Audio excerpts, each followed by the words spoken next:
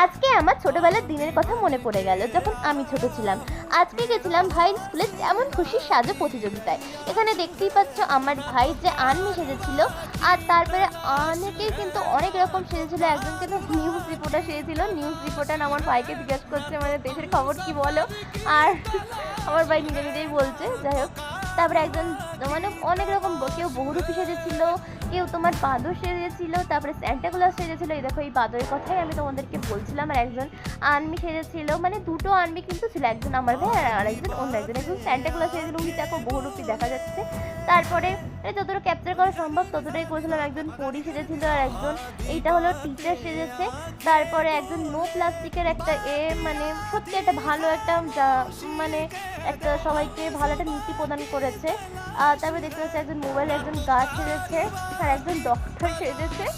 আর তারপরে অনেক রকমের কিন্তু সবাই সেজেছিল, আমার তো সবারই ভালো লেগেছে।